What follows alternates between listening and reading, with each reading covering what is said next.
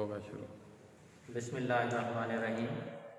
Riyaz Ahmad, lecturer health and physical education, GDC Kairol Pakka. Online classes के हवाले से फर्स्ट ईयर सेकंड ईयर के जो अहम टॉपिक्स हैं हम उनको डिस्कस करेंगे। उनमें जो एक सबसे अहम टॉपिक है वो ये है कि digestive system.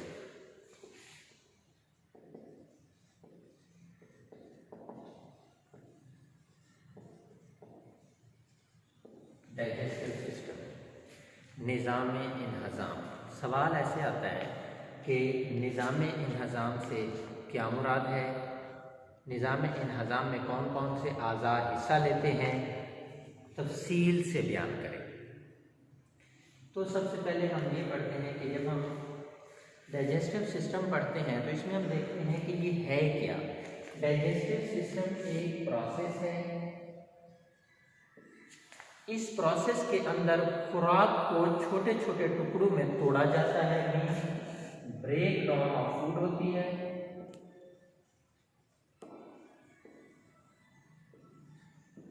Break down of food होती है। किस लिए ब्रेक डाउन ऑफ फूड होती है? ताकि ये हमारे जिस्म में एब्जॉर्ब हो सके, हमारे जिस्म में हलपजीर हो सके, और उसके बाद जो वेस्ट मटेरियल है वो हमारे जिस्म से उसका अखराज हो जाए। मेन के डाइजेस्टिव सिस्टम एक प्रोसेस है, एक अमल है जिसमें खुराक को तोड़ा जाता है छोटे छोटे टुकड़ों में, जिसे डाइजेशन कहते हैं। और इसके बाद जो है खुराक जब छोटे छोटे टुकड़ों में तब्दील हो जाती है तो जो उसमें जो मेन अपना न्यूट्रिएंट्स होते हैं वो हमारे जिस्म में हलपजीर हो जाते हैं, और जो वेस्ट होता है, जो वेस्ट मटेरियल होता है वो हमारे जिस्म से उसका अखराज हो जाता है। अब ये तो एक हो गई, यानी कि इसकी एक डेफिनेशन। उसके बाद जो सवाल है वो ये है कि इसमें कौन कौन से आज़ा हिस्सा लेते हैं, तफसील से बयान करें। अब इसमें जो आज़ा हिस्सा लेते हैं वो दो तरह से होते हैं, दो तरह के हैं, प्राइमरी आर्गन और सेकेंडरी आर्गन। प्राइमरी आर्गन वो हैं जो इस सिस्टम में डायरेक्टली इन्वॉल्व है, और सेकेंडरी या एक्सेसरी आर्गन वो हैं जो इस सिस्टम को जो है सपोर्ट करते हैं, सपोर्टिंग का काम करते हैं। अब हम देखते हैं कि प्राइमरी आर्गन कौन कौन से हैं और सेकेंडरी आर्गन या एक्सेसरी आर्गन कौन कौन से हैं जो डाइजेस्टिव सिस्टम में हिस्सा लेते हैं। इस तरफ हम लिखते हैं प्राइमरी आर्गन, इस तरफ हम लिखते हैं सेकेंडरी आर्गन। सेकेंडरी या एक्सेसरी आर्गन। प्राइमरी आर्गन में हमारे पास माउथ है, उसके बाद हमारे पास फेरिंक्स है, उसके बाद हमारे पास ये जो खुराक वाली नाली है एसोफेगस है, उसके बाद हमारे पास ये स्टोमिक है, उसके बाद हमारे पास ये स्मॉल इंटेस्टाइन है,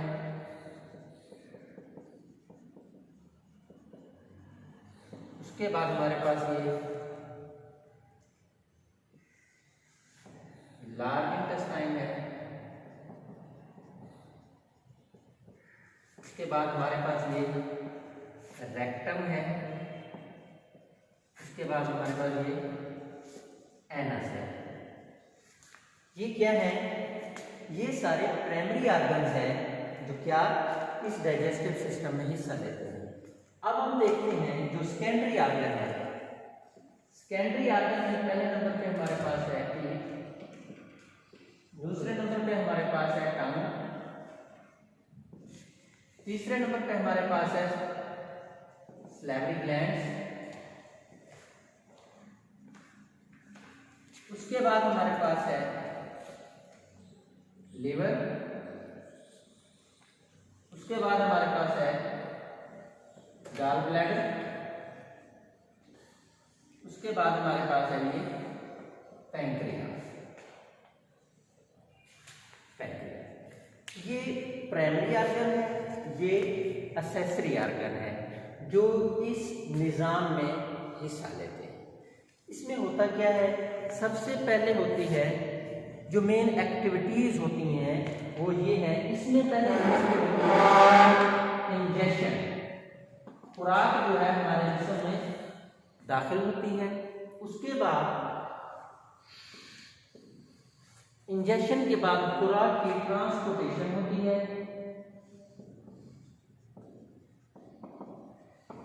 डाइजेस्टिव ट्रैक्ट में खुराक जो है उसकी ट्रांसपोर्टेशन होती है। उसके बाद इसके अंदर सिक्रीशन होती है, secretion of enzymes and other substances. उसके बाद एब्जॉर्प्शन होती है। एब्जॉर्प्शन मीन जो हमारे न्यूट्रिएंट्स हैं जो हमारे खुराक के जरिए हमारे जिस्म में दाखिल हुए हैं। उसके बाद रिमूवल, जो वेस्ट मटेरियल है वो हमारे जिस्म से खारिज हो जाता है। अब हम थोड़ा देखते हैं, जब हम कोई भी खुराक खाते हैं तो वो हमारे मुंह में दाखिल होती है, उसमें टीथ अपना रोल अदा करते हैं, टंग अपना रोल अदा करती है, सलाइवा अपना रोल अदा करता है।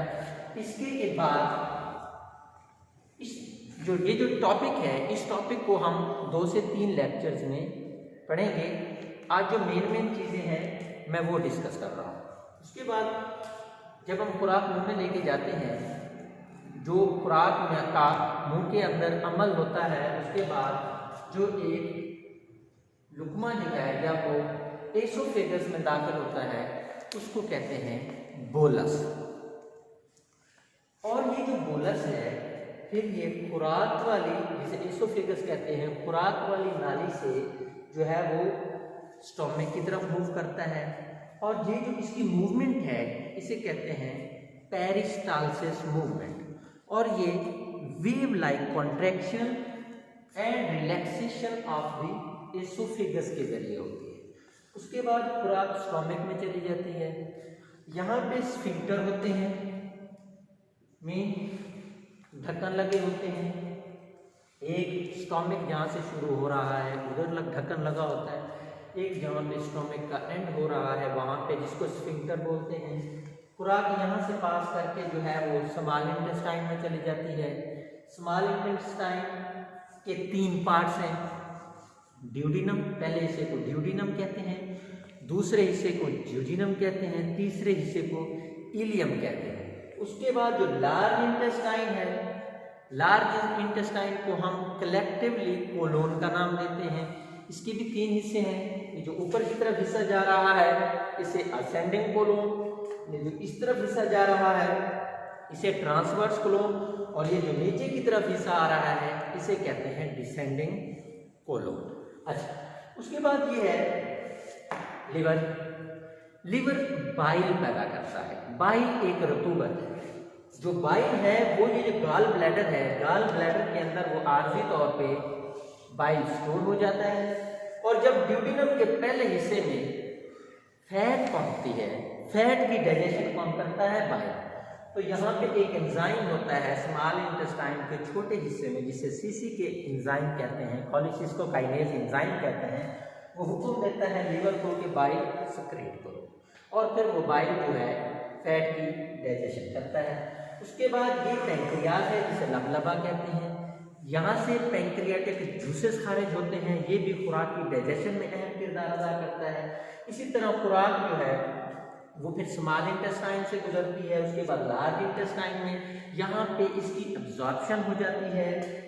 उसके बाद जो हमारा फीकल मटेरियल होता है वो रेक्टम में स्टोर हो जाता है, और जब हम ज़रूरत महसूस करते हैं थ्रू एनस या एलिमेंट्री कैनाल, इसको जो है थ्रू एनस या एनल कैनाल के जरिए हम इसको क्या करते हैं, अपने जिस्म से इसको खारिज कर देते हैं। इसी तरह ये एक पूरा अमल है जो कि जारी रहता है। इसके बाद इसको हम मज़ीद जो है डिटेल से कल वाले लेक्चर में पढ़ेंगे। इसको जो है इस टॉपिक को हम 3 हिस्सों में डिवाइड करेंगे। एक थोड़ा सा और आपको बता दूं कि ये जो एक ट्यूब आ रही है जिसे एलिमेंट्री कैनाल कहते हैं या जीआई ट्रैक कहते हैं, इसकी जो लेंथ है वो तकरीबन 9 मीटर है, जिसमें स्मॉल इंटेस्टाइन जो है वो 6 मीटर है और जो लार्ज इंटेस्टाइन है वो 1.5 मीटर है। अब small intestine 6 metre, large intestine 9 metre, ठीक है। अब इसको डायामीटर की बुनियाद पे इसको स्मॉल इंटेस्टाइन और लार्ज इंटेस्टाइन का नाम दिया गया। मिसाल के तौर पे स्मॉल इंटेस्टाइन समझ लें ये है, लार्ज इंटेस्टाइन समझ लें ये। इसकी बुनियाद पे स्मॉल इंटेस्टाइन का नाम स्मॉल इंटेस्टाइन रखा गया, लार्ज इंटेस्टाइन का नाम लार्ज इंटेस्टाइन रखा गया। अगर देखा जाए तो लंबाई में स्मॉल इंटेस्टाइन 6 मीटर है और लार्ज इंटेस्टाइन जो है वो 1.5 मीटर है। मज़ीद जो है निज़ाम इंहज़ाम को अगले लेक्चर में, कल वाले लेक्चर में इसको मज़ीद हम डिटेल से पढ़ेंगे। Thank you. सर